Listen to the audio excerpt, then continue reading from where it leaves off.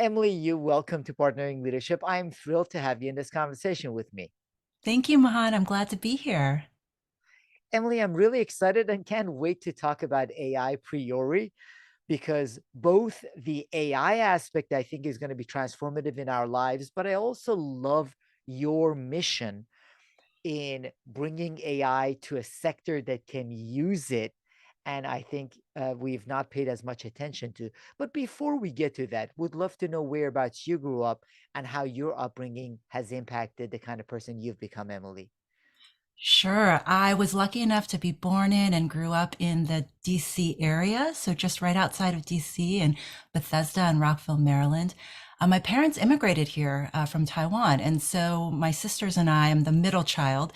We're all born here, and this area is just so rich with culture, museums, and educational opportunities, and the opportunity to travel around. All those things I think shaped what I am doing and influenced what I'm doing now, which is really to try to figure out a way to make communities better and healthier. So when you were growing up in this community, Rockville, Bethesda, as you mentioned, and now in DC, what communities did you find yourself associating with? Were you involved, for example, with the Chinese American community, or were there other communities that you were involved with? What were the communities that you grew up in?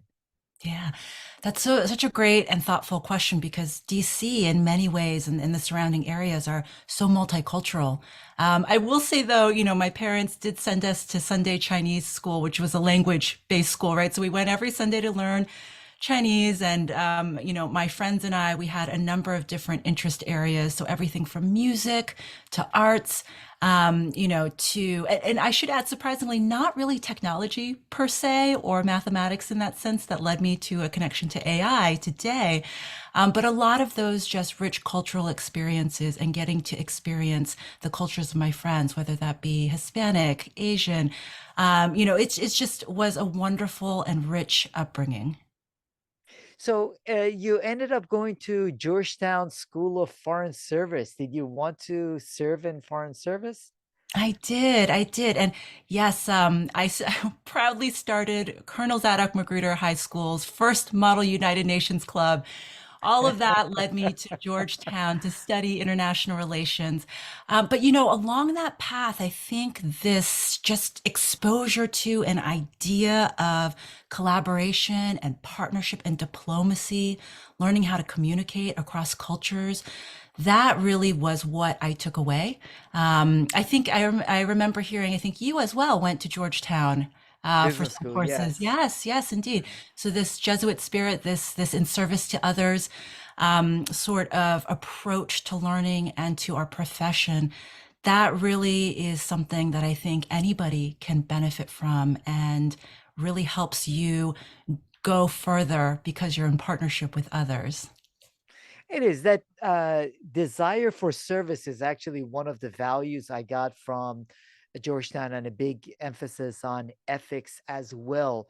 But you had mentioned that you wanted to also go to culinary school. So it sounds like there were conflicting passions, Emily. This is true. There might have been, after Georgetown and after this wonderful experience, getting to learn about myself more and the world around me, I had just this really drive or passion, if you will, for culinary arts and thought that, I would pivot and pursue that. A little bit of a funny story you might appreciate. After college, went to New York City and lived there for a while. And how could you not get into food when you're in New York City? But not having had many jobs, at the mall and other jobs like that in retail, but never in kitchens or in restaurants. I did what I knew how to do, and I sent my resume to the top 50 best restaurants in New York, as dubbed by whatever magazine. And I actually got back some responses. I said, "Hey, I'm willing to work for free. I just want to learn. I don't have restaurant experience, but man, I'm a hard worker, and I would so appreciate the opportunity." And a few restaurateurs and chefs invited me into their kitchen, into their back offices, just to learn. And so, yeah, I I put in quite a few months in the kitchen after my 9 to 5 job, and learned how to make a few interesting things, served a few dishes, but then came to the realization that it is a very demanding and rigorous job that I will forever love and appreciate, but it's not quite the right fit for me. So I was very thankful for that experience. Now you appreciate the food you're served at Yes, restaurants differently, I imagine. exactly, exactly.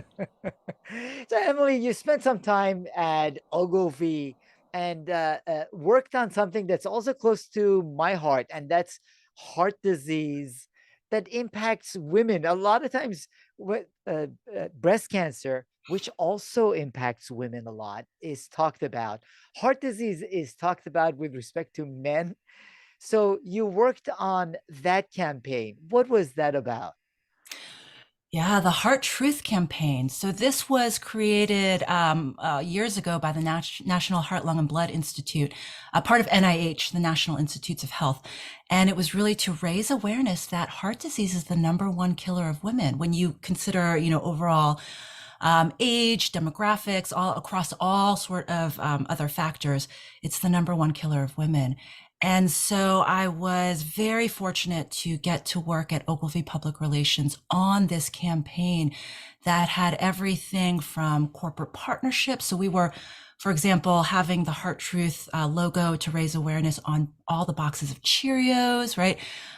It was on this sort of awareness building effort to make sure that women, they could learn their numbers when it came to heart disease, that they knew what to do and how to take action. And really just to make sure that, as you mentioned, it's not just a disease that affects men, but it's an equal opportunity chronic disease and something that women can do something about to improve their health and their well-being. Yeah, and it is really important. So, by the way, I know you like puns. Yeah. So, pardon the pun, your heart is in service, which is in part the reason you ended up at the Case Foundation. As you know, I had a conversation with Jean Case every once in a while, see her in the community as well. And I think that is a well thought of foundation in many respects. Would love to know, with your heart being in the right place and that desire for impact, what lessons did you learn from the Case Foundation? Because I think there is a little bit of a broken system with respect to the way philanthropy interacts with the community. What lessons did you learn while at the Case Foundation, Emily? Yeah, first off, I do have to give you kudos on the pun. That was well done, Ma. So But yes, Emily, before you go on, you said you like really silly puns. So this episode might end up being full of silly puns. You gave me permission. Go ahead. 100%, 100%. We should have a little counter on the side. Yeah. Every time one of us says one, it'll go off and go ding. Um, so the Case Foundation. Oh, I have so many good things to say about both Jean and Steve Case, who founded the foundation, and Jean, who is the head of the foundation. And I think they've now transitioned into the Case Impact Network. And through that experience, and just to connect the dots, when I was at Ogilvy, we were managing and creating these programs that were really to drive behavior change and to raise awareness. A lot of those core elements really translated into what the Case Foundation was trying to do, which was work for the social good at the intersection of technology and innovation for social good. So everything from civic engagement to, again, tech for social good and building social media platforms and opportunities to engage.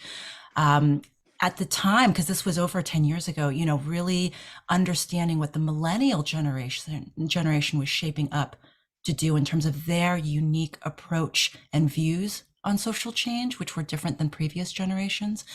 And of course, impact investing and a number of other programs and projects. So lessons learned. I mean, wow, there's a lot.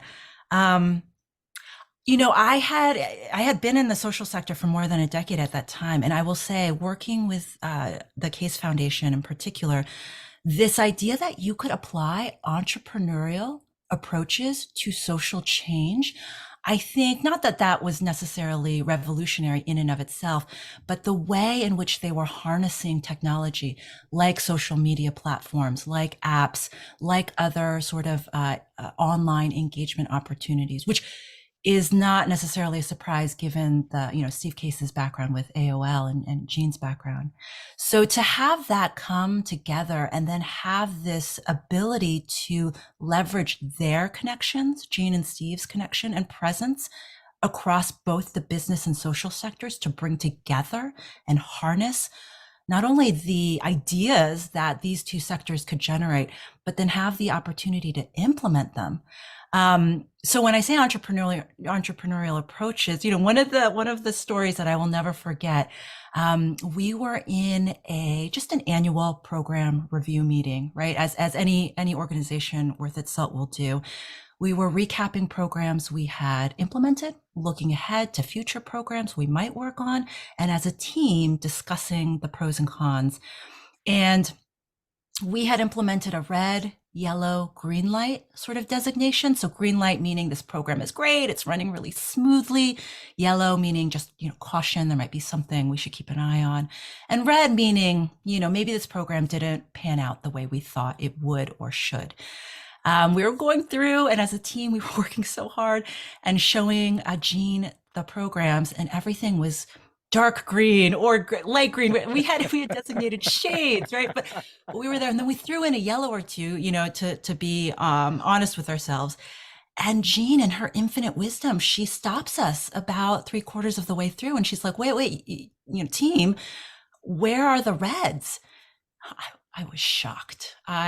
And the team we thought we needed to stay away from reds. Red was a failure. Red was bad. But Jean, she very quickly said to us, look, we're an entrepreneurial, inspired organization. And if we're not failing at something, we're not pushing the envelope far enough in a calculated, to be clear, in a calculated and thoughtful and strategic way. And it just flipped on its head this idea of fail fast, and learn from what isn't working so that you can take the risks and make better, stronger programs. And to your point, coming full circle, if philanthropy, which is resourced, can't do that and take those calculated and strategic risks for social good, who can? And so that was one of those professionally defining moments that I will never forget, and I will forever be thankful to Jean for. Emily, that is such an outstanding point. And in the years, now decades, where I've served on various organizations' boards, and as you know, I served as board chair of Leadership Greater Washington. One of the things I would always get frustrated is the desire to have these measures that come up with greens all along the board.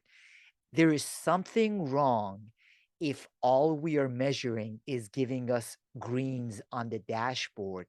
And to the point that Jean made and you just emphasized, it's experimentation with intention. Sometimes those fail and you learn from them. So it's not poorly executing, it's experimentation.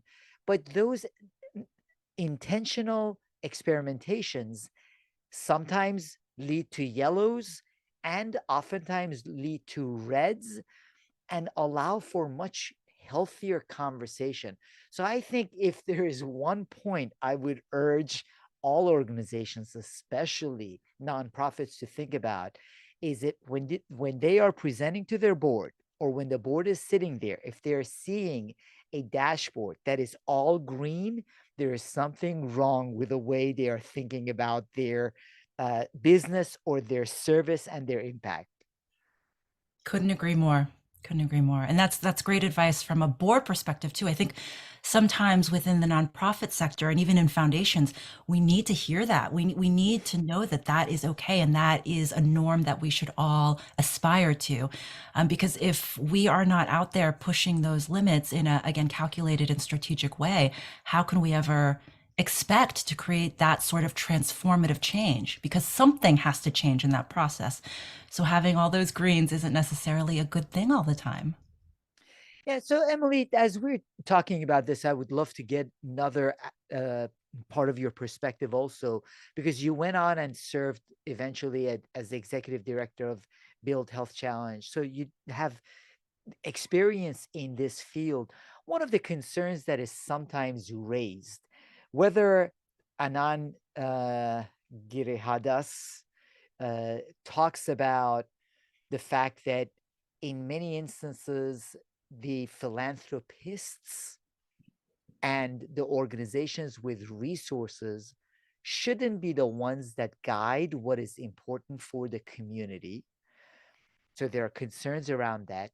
And then there are also concerns around, we talked about Ogilvy does great research and thought leadership on behavioral impact of choices. For example, a simple one, I've had some behavioral scientists on the podcast, also including Jonah Berger, talks about the fact that if you put salad first in a in a um, all you can eat buffet, people end up taking more salad than if you put the dessert first, they would end up taking more dessert, right? So therefore, by designing the food buffet, you determine to a certain extent what people end up picking. And there are concerns that I hear from the community and from people saying, so are we letting some foundations, some philanthropists, and people high on up decide what should be the priorities of people in the community? And would love to get your thoughts with respect to how should we think about and approach that? Oh, do you have all day for this conversation? You really hit the nail on the head. I mean, I think this is a big question that philanthropy as a sector is going to have to reckon with this year and moving forward, in particular because of what we saw unfold during the pandemic. This idea that inequity exists and how that plays out and how philanthropy at its core operates and why it exists. I think there is a conflict and a tension that needs to be resolved in order for the true mission of philanthropic organizations to be fulfilled. And I'm of course overgeneralizing, but in general, philanthropy is there to fill gaps, not only from the government and also private sector and communities, to fill those gaps for social needs and other advancements that will improve communities. But then you hit the nail on the head. What does improve communities mean, and who's defining that? I'll say, and I would never want to be so prescriptive as how should we view that writ large. But for myself, I think I've had to, over the last couple of years in particular, hold myself accountable. Having been in philanthropy and been an executive director of a resource generating and giving organization, as well as a grantee because I ran a funding collaborative. So I was also receiving funds from others. I saw this cycle play out from both, quote unquote, both sides, right? The grantee as well as the funder. And I will say there are 100% power dynamics and imbalances at play that negatively affect the people that I think foundations see themselves helping. Now, the flip side to that, and then I would love to share a story about this to just bring it home. But the flip side to that is philanthropy does so much, so much to quote unquote fill those gaps and to support areas that are, benefiting from these funds or this knowledge or this awareness building. And so while there are, I think, opportunities and challenges within philanthropy, writ large, I take it a step back and I see it as underlying issues with the system that philanthropy operates in. So just to bring it home, because I hate speaking in these abstract, these sort of esoteric terms. When I was at the Build Health Challenge, it is this funding collaborative. It is a national awards program, and we were working with over 55 communities across the U.S.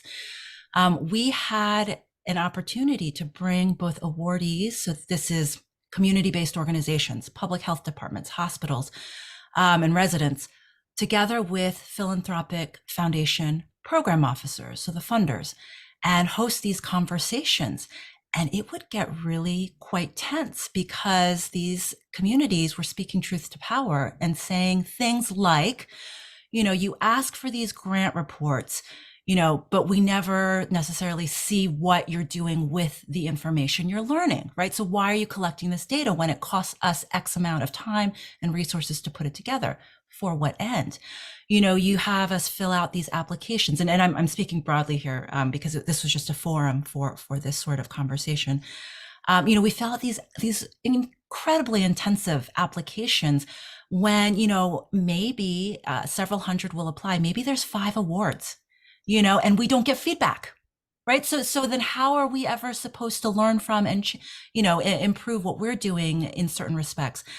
We have communities that have to do things like site visits. We actually came to the realization that with the pandemic, we switched over to virtual site visits instead of in person, which is where usually the community awardee will host the funder in person on site, right? So they can see the project in with their own eyes. And, switching to virtual during the pandemic, a lot of the awardees said, hey, that was a lot better for us. It might not be better for you, the funder, because you don't get to travel and see these things firsthand, right? But what really is getting lost in translation from seeing it virtually as opposed to this, when the net is we don't have to bend over backwards to host you and do this whole meeting and stop everything else, right? So those are just 3 really brief, but I think very applicable examples of this power dynamic and imbalance that we referenced earlier, and how I think there is this reckoning that is coming, which I think is a good thing, where philanthropy is leaning more into what a lot of people call trust-based philanthropy, or leaning into having the awardee or the community member be able to either decide or facilitate or inform the policies and practices of the funder.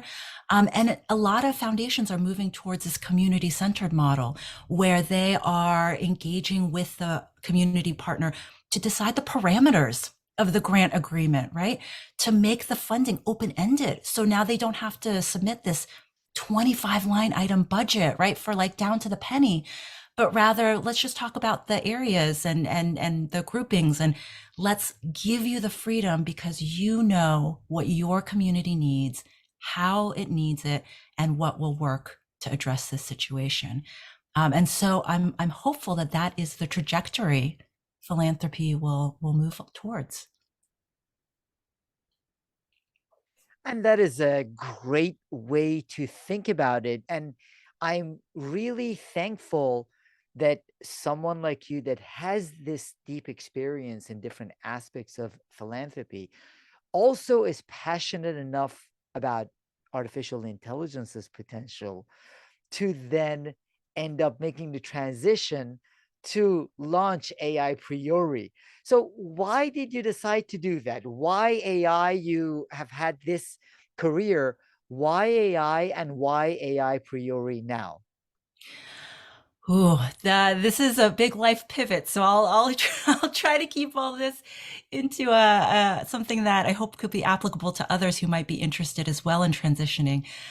For me, this really does go back to the Build Health Challenge, actually, and my work in philanthropy.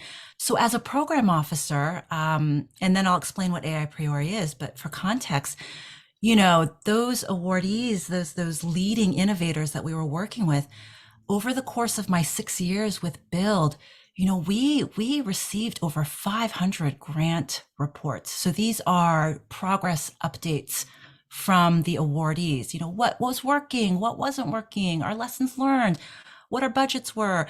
They were detailing and articulating the secret sauce for them when it comes to social change.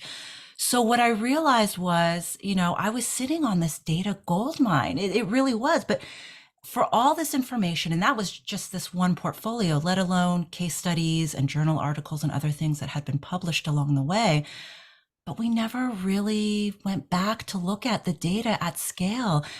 Of course, each cohort we'd review, but over the course of multiple cohorts, multiple years, team members transition. So somebody who reviewed something might have left. Our evaluator team members might have transitioned. So no one person was actually reading, reviewing, and holding this knowledge. And then when, as ED, as the executive director, I was like, if I'm not prioritizing this and asking my team to prioritize this, then who is? Who's responsible for this? And what a disservice and what a waste, to be honest, of all this information that we're sitting on. And so, I thought there's got to be a better way. And after looking at many different things, because there are ways, right? You could talk to a traditional evaluator and have them manually code and review and tag everything for you.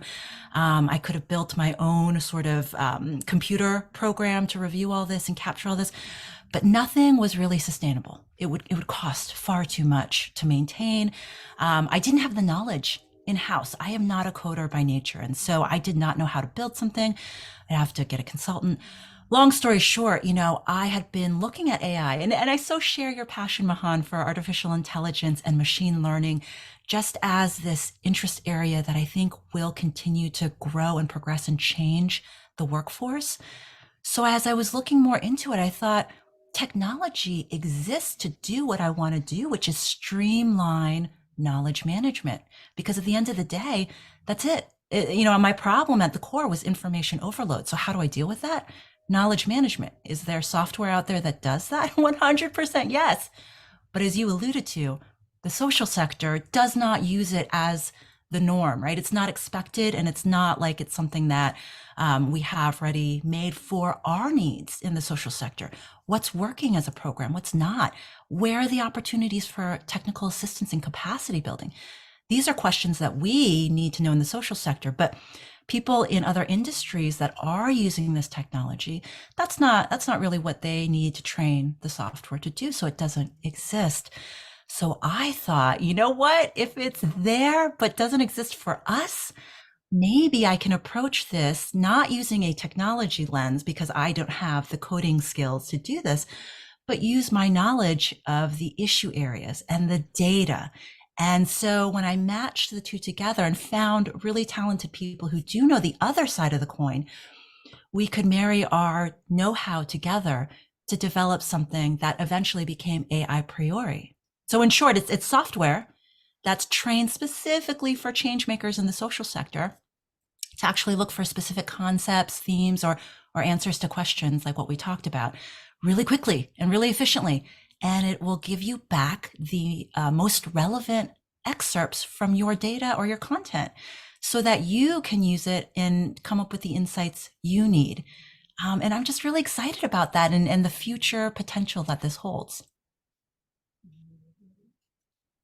That is really exciting. And I wanted to underline a couple of things you mentioned, Emily, before understanding AI priori a little bit better. First of all, you said you don't necessarily have a technology background. I have talked to and interacted with a lot of CEOs in the AI space. Many of them don't have a technology background. They have an understanding of a business need. And the second part of it is something that you mentioned is people familiar with AI consistently talk about data as the oil, data as being what is valuable.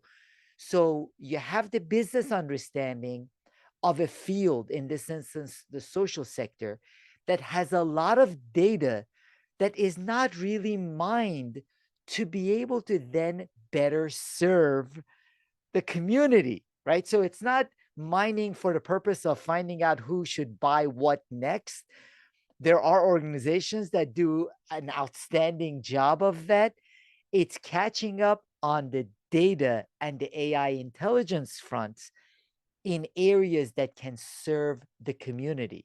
So, to that end, what types of organizations would be able to access and benefit from AI priori? Is it that an individual nonprofit would work with AI priori to tap into their data and understanding their data better?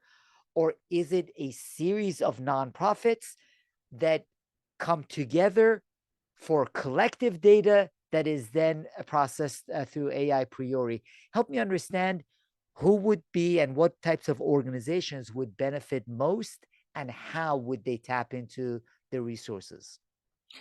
Sure. When it comes to the type of organization that could benefit from a software like AI Priori, my thought is it's really a multi sort of, or concentric circles, if you want to think about it. I was told, I was given some good advice. You need to narrow down your audience and who you're training this tool for, right? Make it really good for one audience and then grow from there. So I'm starting with what I know, which is foundations and program officers at foundations, right? And the beauty in that is, I was looking up just for knowledge. In the US, there's about 120,000 foundations, ranging from the very, very small one-person shop all the way to the largest organizations. And they grant about $90 billion every year in the US alone. And so I thought, in terms of that mission that we talked about earlier, if there was an opportunity to help program officers make more evidence-based and effective decisions for greater impact, could that potentially help program officers make more strategic use of that $90 billion that goes into communities every year? So I'm looking at the small, mid-size, and larger foundations right now, to help augment what they do with evaluation and learning, to help them maximize what they're learning with and alongside their community partners. That's really the use case. But I actually was approached by two other groups. One is a foundation, I should say, but it's for a different purpose. They have surveys. They run a really large survey and they have over 15,000 responses. And one of them is an open-ended response box. And, to have somebody manually review that, they just scratched the surface and they said to me, could this tool somehow help us parse and review not only sentiment, but also different categories within what people responded without us having to hire somebody to go through all 15,000 responses, right? The answer is, we think, is yes. So we're working on that. And to make this more tangible too, a university reached out and they are interested in using and seeing what AI Priori could do with literature reviews. So it was an interesting concept because I thought, a literature review is so common and needed, and it's very helpful in the strategy process. But once you do it, it's locked. The learnings are kind of locked. What you found sits in a report, and it's really hard to build off of that. If somebody wants to repeat it, right, or scale it, they have to sort of do it again.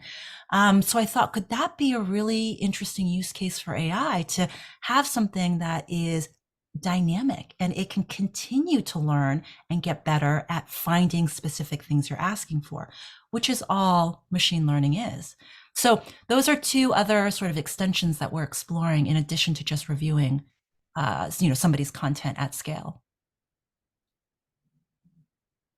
So as you're doing this, Emily, one of the things that I know you're very familiar with, and some of the AI experts I've had on the podcast keep repeating as well, is that AI is in great part dependent on the data, and biased data results in biased outcomes to a great extent, whether it is in determining who is the right fit for the job, right? If the data that has gone into that subset has been primarily men that have played a certain sport, then the profile in the future will be that. With respect to the social sector, I'm familiar with certain organizations, for example, because the funders value students, disadvantaged or underserved students that make it to college, part of what the organizations would do is pick the students who are more likely to be able to make it to college, because that ends up looking much better when they do their funding requests, right? So they show that 99% of the students that go through our program who are underserved end up making it to college. The piece that is left out is, wait, we might not have picked the ones that would have put our stats at risk. So what I wonder is, if we're building on this data, could we then be biasing future understanding and future selections? Because some of the data that some of the nonprofits are using is biased data based on the selection, dependent on what they thought would get funded. 100% yes. I think your description and the examples are very powerful and poignant.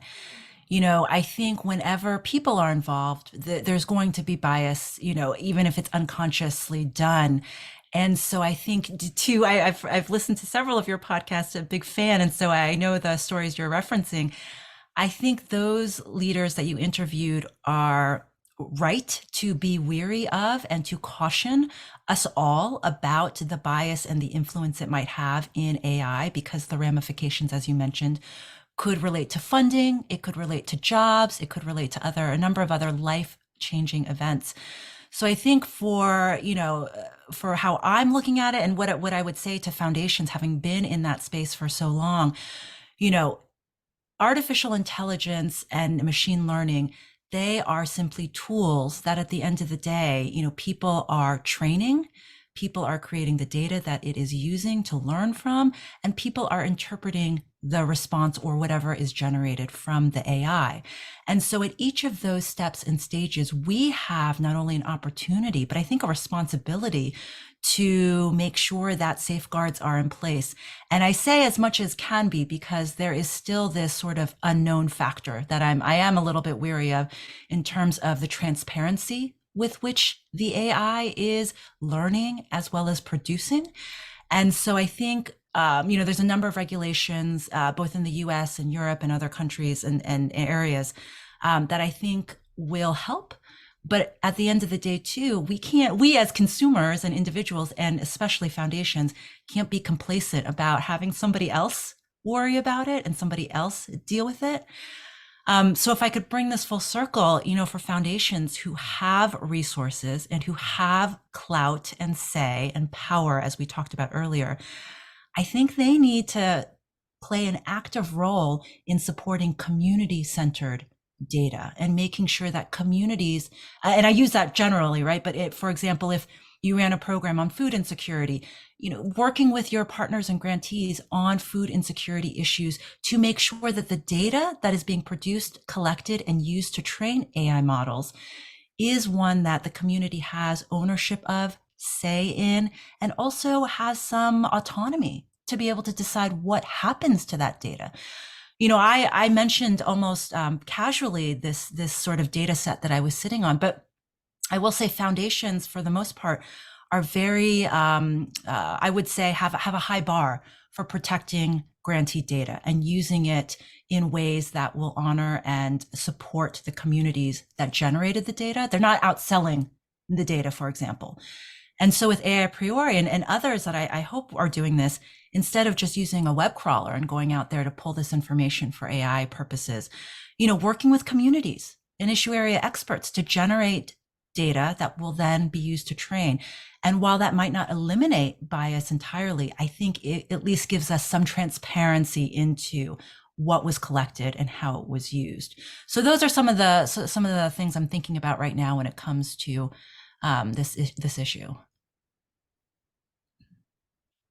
Yeah, and the bias is something to be aware of. However, I want to highlight the point that you made. There is tremendous value because there's a lot of data that is not being looked at and it's not being aggregated. So intelligence can be drawn from it. Now, when the intelligence is drawn, with that transparency, you could at times determine potential biases and potential flaws in the data, but that's no reason and excuse for not trying to understand and use the data effectively. So, totally agree with you on that.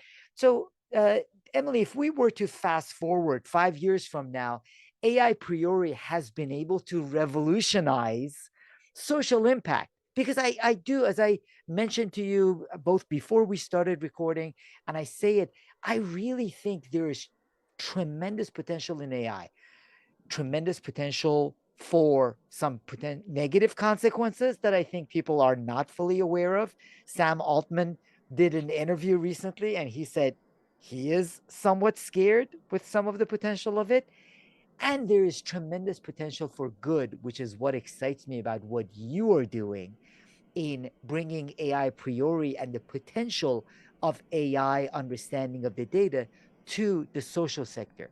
So if we talk 5 years from now, and you have been able to have a significant impact with AI priori, what will that future look like? Ooh, that future would look like what we tend to call systems change, right? This idea that we're altering and influencing norms, policies, both legislative and organizational, and changing how funding streams work for communities. I think this idea of tackling these challenges that society has, like food insecurity, like healthy housing, like maternal and child health issues. They're pressing, they need attention, but the scale is sometimes so daunting and so entrenched in these norms and these power imbalances that we talked about that they're really hard to see how do you attack? What's the on-ramp to these issues, right? No one issue or organization or sector can tackle them. So how do you start? Where do you start, unraveling this knotted ball? And I think with AI priori and AI in general, right, it's going to offer us this tool set that for the social sector we can use to think at the same speed and scale as these challenges, the same speed and scale that they evolve in. Because right now, as a one program officer, one foundation, or one nonprofit leader or board member, being able to try to wrap your head around the issue and then also a solution is really daunting. And so with AI, now we have the opportunity to be able to process data, information, stories, things that might be a little bit more difficult to parse, and actually be able to harness them to help us think through what is the next idea, what is the next opportunity for change, and figure out how to leverage those so we can come up with solutions that have impact. I think that sort of scale has been one of the missing pieces to date. And so with AI, hopefully that will bring us that speed and scale that we need for social change. It definitely has that potential. Now, in doing that, Emily, I'm also thinking about the fact that a lot of governments, most especially local governments, have tremendous or a lot of data with respect to some of the communities that are being served or are in the greatest need to be served. So, um, are you thinking about accessing and being able to tap into that data, or is that separate from the philanthropic initiatives and data for from a philanthropy perspective? Yeah, you're definitely onto something there. I think I was reading that the federal government, as well as other local governments, right? They've just been amassing data, and it's so much data that they don't even necessarily know what they're saving it for, but they know there could be a use down the road, so they're holding on to it. And so, for these governments, and philanthropy, I think the use case is similar in the sense that the data is this sort of currency, or I think Andrew Ng mentioned that AI and data together. It's this new form of electricity, right, for our generation, and this transformative power that it has, is yet to unfold fully. I think data for the sake of data is not necessarily the best way to think about it, right? I think that's actually one of the criticisms we get in philanthropy. Why are you collecting this? Why are you asking me for this? And we don't always have the best answer. But I think the foundations and the governments that will really be able to harness their data and use it well are the ones that are going to be able to make that linkage and say, this data can help me answer this question. And so how can I use it in a way that is constructive? Data for the sake of data isn't going to help anybody. In fact, it'll probably make the problem worse because we won't be able to see through the forest, the tree through the forest. But with what we're talking about here, communities playing a role in how their governments and how foundations and how other partners use their data, I think that's really where this sort of next big opportunity lies. There's this, future movement, I think, that's unfolding now about who owns what data. Is it communities? Do we own our own data? And the answer is, not really. You give up a lot of your data every day.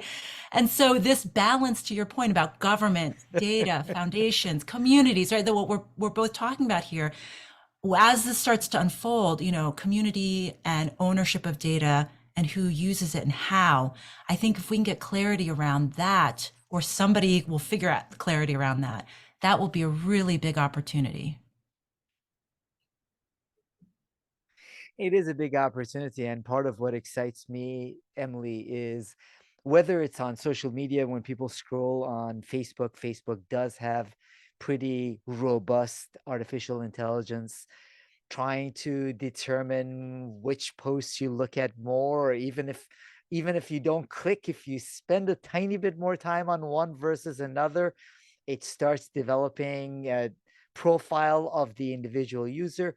Or Amazon's artificial intelligence is becoming really good, where some people joking about a few years from now, it will make sense for them to ship you a box with 10 of the things that they project you will order over the coming couple of weeks. Even if you send a few back to them, it will still be worthwhile. So the data, they have the data to know the individuals they're interacting with really well. So what excites me about what you're doing is that these companies are using data for their needs, whether it's shopping or social media. This is thinking about the data and what is the relevant data and how can we effectively use it to help elevate our communities and our humanity. So AI for good, which is so energizing and exciting for me. Now, part of what I would love your thoughts on, Emily, is that even many of the business leaders I talk to, when I say AI, their eyes go cross-eyed. they they haven't even reflected on the fact that the applicant tracking systems that they are using, there is AI in there. When they turn on Waze and they're going from one place to another, there's AI in there. So the with nonprofits, a lot of times the executives are so busy in doing what they're doing, and in philanthropy, same thing, that many of them have not reflected on this. So, what would you recommend as resources, whether resources, practices, books, videos that business executives, nonprofit executives can go to try to understand the applications of AI, if connected to philanthropy, even better? So, any thoughts with respect to how can they begin to understand it, to know what questions they should ask Emily, and how they should think about AI priori in the future? Sure. I'm looking at my bookshelf on the side, so I have a few books I'll pull out in a second. I will say, it was funny because I was just having lunch and catching up with some of my former foundation colleagues, and ChatGPT had just sort of unveiled its free and open tool. And so they were raving about it and telling me about how they were playing with it for different prompts. And the way their eyes just lit up. I think playing around with some of the free tools that are available, like a chat GPT, and understand, you don't have to necessarily understand what is happening at this stage of the information fact finding process. But I think just getting to play with it and giving it some prompts, seeing what it's giving you back. I know you've encouraged people to play around with a number of different tools that you've recommended. So I think that exposure and revisiting, I think those 10 tools that you mentioned previously on a podcast, I think the chat GPT, there's a number of other, if you just Google, the free AI tools, because it's also embedded in a lot of things. You mentioned Waze, Alexa, Facebook, it's in a lot of things right now. So even just having a cursory knowledge of what you're using and how, even like QuickBooks nowadays, which a lot of, smaller organizations will use, embeds AI. And so just having awareness about your interaction, how your data's being used is one place to start. And I will say, I'll just pull this out actually. I had gotten this actually from a business school teacher. So it's called Human and Machine: Reimagining Work in the Age of AI by Paul Dartry and James Wilson. That's a really great book. It was very accessible. In business school, I thought it was really applicable. And I also came across another platform, Building H, that I'll give a shout out to if people are interested in. A former Robert Wood Johnson Foundation chief technology officer since went on and started working in partnership with a former, I believe, editor from Wired magazine. And together they're looking at how technology can inform a culture of health. And so they have a number of different projects that they're working on, and they, freely share what they're learning and collaborating on. So that's been really great. And the third and final one that I'll offer up, I've been following Andrew Ng for a while now, and he leads up OpenAI. And so he has a number, and the OpenAI platform has a number of just great resources. And because he is so invested in online learning, he has a number of different platforms. You can actually access some free courses that are very easy, very accessible. And they talk about everything from data curation and how AI is working to natural language processing and other things like that. So those three give a good variety, something for everyone, whether you like online courses, you just want an article, or you want something that's more tactile like a book. Those are outstanding recommendations, and we will link to them in the show notes. And Emily, how can the audience find out more about you and about AI Priori? Oh, thank you for offering that.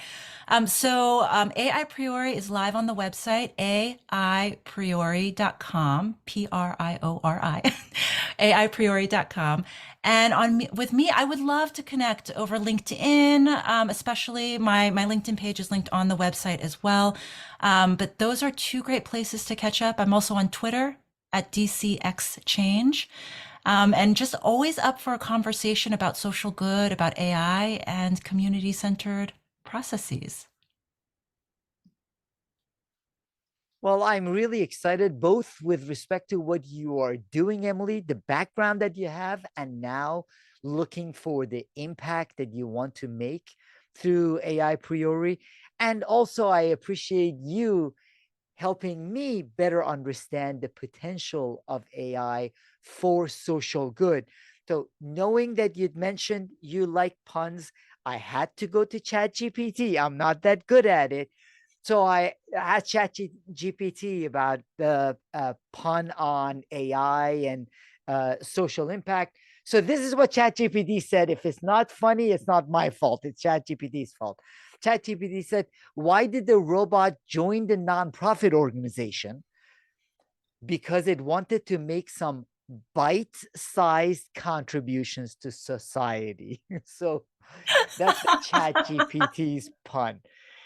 Bravo, bravo, ChatGPT. But exactly. It is incredible. And like the folks that you mentioned have been playing around with it. I've been playing around with it. I have been encouraging my audience to do the same thing. Now, ChatGPT 4 is a lot more powerful. ChatGPT 3, for example, passed the bar at the 10th percentile. ChatGPT 4 is at the 90th percentile. So it's just tremendously more powerful in so many regards.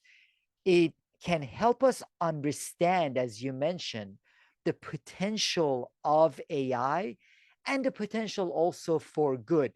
Because I believe if we have more people like you who have the positive intentions and we think and channel AI in that direction, we will get more positive out of AI.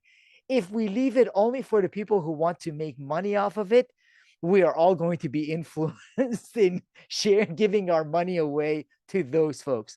That's why I really appreciate your leadership of AI Priori, what you are looking to do, and look forward to many more conversations with you. Thank you so much for joining this conversation, Emily Yu. Oh, thank you for having me, Mahan. It's been inspiring. You're fantastic, and I love this podcast. Thank you.